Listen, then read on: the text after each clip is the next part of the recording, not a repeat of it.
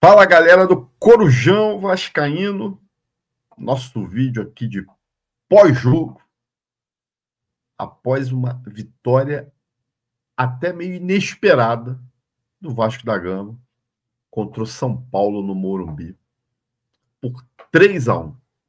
Uma atuação de gala do Vasco da Gama, acho que nem o mais otimista do Vascaíno poderia esperar hoje. Não digo nem o resultado, mas a atuação que nós tivemos lá no Morumbi. É o tipo do jogo para pegar esses 30 dias aí da parada para o Super Mundial, a partir de agora, e assistir várias vezes. Primeiro, porque é raro o Vasco fazer 3 gols numa mesma partida fora de casa. Segundo, pela própria atuação, como eu disse. Agora, o que nos deixa um fio de esperança em que, com mais treinamentos, né, o Vasco agora fica 10 dias dando férias para o elenco, retornando no dia 23 de junho, já pensando aí os jogos, a continuação do Brasileiro, Copa do Brasil e a Sul-Americana. Então nos dá um fio de esperança aí, com essa ideia de que o Diniz, tendo mais tempo para treinar, possa implementar mais as suas ideias e fazer com que esse time jogue um pouco melhor. Agora, precisa de reforços. Isso está muito claro. Né? O jogo de hoje ele não apaga as carências do nosso elenco, mas demonstra que o Diniz tem muito mais capacidade de fazer esse elenco do Vasco jogar do que tinha o Carille. Você vê o Léo Jardim hoje praticamente não tocou na bola. O São Paulo teve 2 chances aí, uma no primeiro tempo, logo no início do jogo, em que o rapaz chutou para fora, e o lance do gol, que foi uma falha ali para mim do Puma, que não cortou a bola, e o rapaz acertou um belo chute no ângulo, sem chance para o goleiro. PH fazendo uma boa partida, mais uma vez, dentro daquilo que a gente vem falando do PH, né? Altos e baixos. Parece que sentiu uma contusão no final do jogo, não temos informação ainda da gravidade da lesão. O JV fez um jogo bastante seguro, bem diferente do que a gente está acostumado a ver do JV. Agora, o Lucas Freitas, para mim, cara, uma partida em que o São Paulo pouco chegou, ele demonstrou insegurança em muitas jogadas. E foi dar uma atrasada de bola para o Léo Jardim, que é coisa de maluco. Chutando forte, a bola quicando na direção do gol. O Léo Jardim voltou desesperado e deu um bico para a linha de fundo. Porra, é coisa de retardado. É de brincadeira. Porra, não... Cara, o Lucas Freitas, o Piton a jogar um jogo seguro também. Conseguiu chegar à frente, conseguiu voltar para marcar. A gente percebeu um time bem mais descansado, a grande verdade é essa. A gente conseguiu ver o Piton correndo muito mais, né? O próprio Coutinho, o Hugo Moura, o Nuno descansado. Então, essa parada fez uma diferença total para a questão física dos jogadores. O Hugo Moura, que não consegue passar um jogo sem tomar cartão, mas fez uma partida segura ali. Primeira volância, o Tietchan se movimentando muito, dando muita opção de passe. Eu acho que a boa vitória de hoje passa muito pela atuação do Tietchan. Excelente atuação. O Coutinho, para mim, o melhor em campo, né? Relembrando os bons tempos do Coutinho. Na época pouco do Vasco, mas mais no Liverpool, né? Com muita movimentação, com muitas jogadas de habilidade. O lance que o PH perdeu o gol lá, que o goleiro pegou, não vou dizer que perdeu, foi uma boa defesa do goleiro, onde ele consegue limpar a jogada e tocar para o Verratti, uma jogada sensacional. E hoje era aniversário do Coutinho, né? 33 anos. Fez uma atuação, para mim, talvez a melhor atuação do Coutinho desde que ele retornou ao Vasco da Gama. O Nuno, como eu disse, descansado, tomou esporro pra caramba do Diniz ao longo do jogo, né? Tentando corrigir o posicionamento dele. Eu já falei isso aqui, se tem uma coisa que me agrada no Diniz, ou me agrada nesse estilo do Diniz, é essa energia na beira de campo, que não fica paradinho olhando o jogo assim. Dá esporro, briga, reclama, xinga. Tá certo. É desse jeito. O Ryan, muito bem. Muito bem. Para mim, o segundo melhor em campo, depois do Coutinho, foi o Ryan. Ligado no jogo. Né? Parece que, eu espero que o Diniz esteja conseguindo fazer algo que eu sempre critiquei aqui do Ryan. O cara meio desligado, meio que, porra, sabe? A 10 por hora. Ele tá na disposição agora. Não vou nem chamar ele de bijuteria da base. Já vou dar um título para ele de semi-joia. Tá? Ryan, a partir de agora, não lhe chamo mais de bijuteria da base. É semi-joia da base. Tá? Para virar joia, tem que continuar evoluindo. Mas fez o primeiro gol do Vasco. Até comentei no grupo do WhatsApp do Corujão que ele não pegou bem na bola. Não pegou bem na bola. E o goleirão do São Paulo vacilou. Se é o Léo Jardim que toma aquele gol ali, é reclamação até amanhã de manhã. Então, acho que o goleiro ajudou, mas mérito do Ryan, que rompeu ali, né, conseguiu cortar por meio e chutar. E fez uma muito boa atuação do Ryan. Né? Depois do Coutinho, para mim, melhor. O Verratti, artilheiro, como sempre. Eu achei até que em determinado momento o Diniz poderia tirar o Verratti, colocar um pouquinho mais de mobilidade ali no ataque. O jogo estava fácil pro Vasco. Dava para sair mais gol. O São Paulo, porra, né, deu sorte de não tomar uma goleada homérica hoje de 4-5. O Vasco teve volume de jogo para isso. Né? E o Verratti, artilheiro, tá ali para fazer gol, fez o dele. Ok. Fora da área, a gente vê as limitações dele claramente, hoje, principalmente.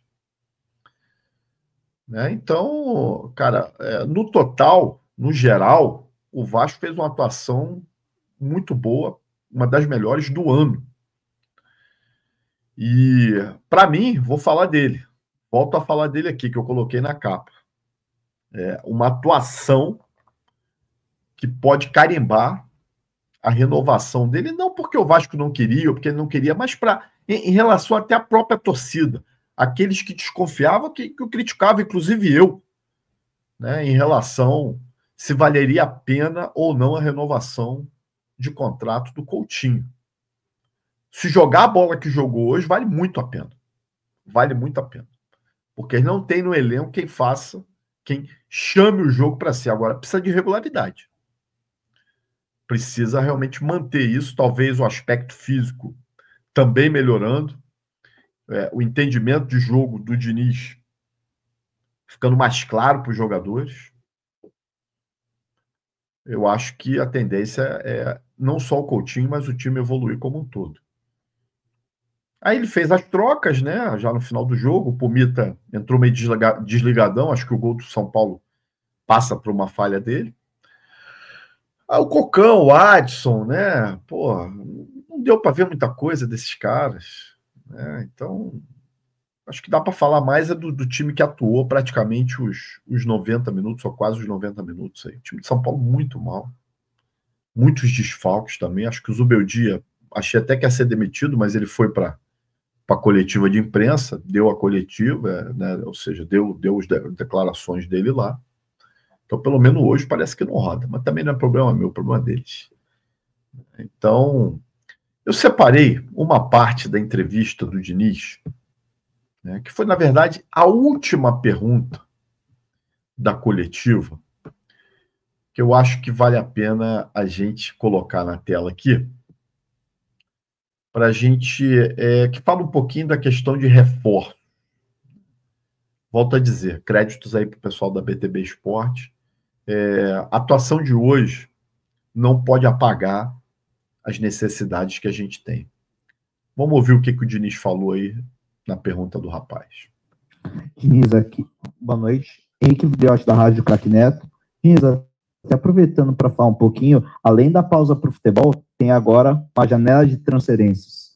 O quanto é importante essa janela para você, para poder montar um pouco mais o elenco à sua afeição, e o quanto ter um novo diretor de futebol, um novo diretor para gerenciar o futebol, atrapalha nesse sentido para contratação de atletas?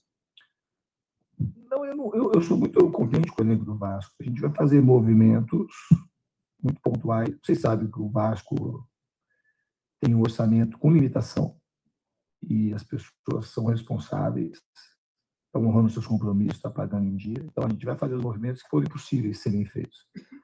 Então, assim, a chegada do diretor que está vindo, tenho bastante convicção que ele vai vir nos ajudar com a experiência que ele tem. E as pessoas também que estão no Vasco são excelentes do departamento de futebol. Então, a gente tem já uma comunicação muito limpa e sintonia naquilo que a gente pensa do futebol, que pensa do jogo, e está falando a isso que pensa sobre a vida também. Bom, isso aí é que eu acho que o Diniz não deveria falar. Né, que está muito satisfeito com o elenco, ok, jogou a bola do elenco lá em cima, papel dele, agora, pô, cara, dá a entender que não precisa de reforços, e a gente precisa. Falou mais uma vez da situação financeira do Vasco, que todo mundo sabe, né, falou que nós vamos fazer movimentos pontuais. Esse negócio de movimentos pontuais é o que a gente viu desde sempre. Ou seja, uma ou duas, ou estourando 3 contratações.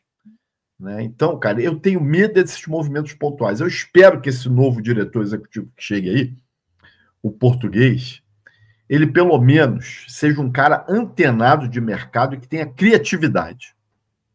Né? Porque se depender dos scouts que nós temos lá, depender da nossa diretoria, vão vir os Lloyds da vida aí, vão vir os Garrés da vida.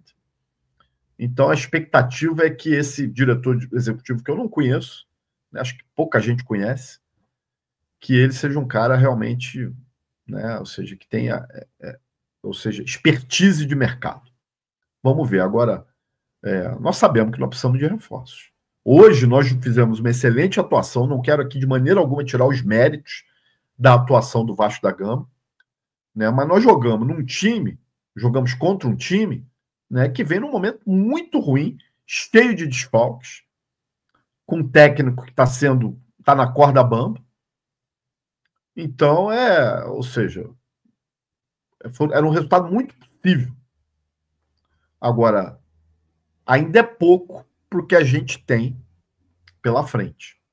Temos um jogo dificílimo no playoff da Sul-Americana contra o Del Valle, onde o primeiro jogo lá no Equador vai ser fundamental para a nossa classificação.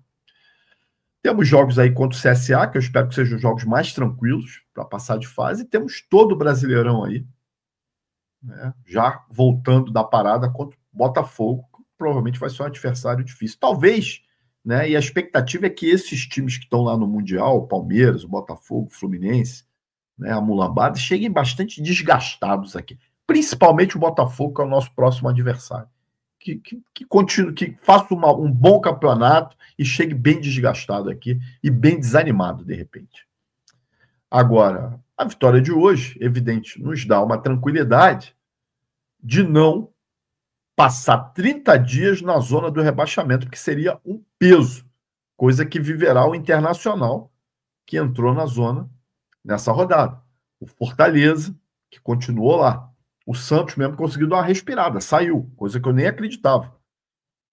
Então, para a gente não estar na zona do rebaixamento, dá uma tranquilidade de trabalho para o Diniz, para o elenco, com uma atuação muito boa como foi hoje, ou seja, dá esperança, né? E deixa o torcedor vascaíno também tranquilo. Né? Pelo menos nós vamos ter um mês aí tranquilo, né? Sem jogo, sem se estressar com o Vasco da Gama e com essa memória recente de uma boa atuação, de um bom futebol, coisa que há muito tempo a gente não via. Gente, se você gostou desse vídeo aí, deixa seu like, compartilha, se inscreva no Corujão e vire membro para você estar comigo qualquer hora em uma das nossas lives, comentando sobre o Vasco da Gama e também entrar no nosso grupo do WhatsApp. Abraço, gente. Até a próxima.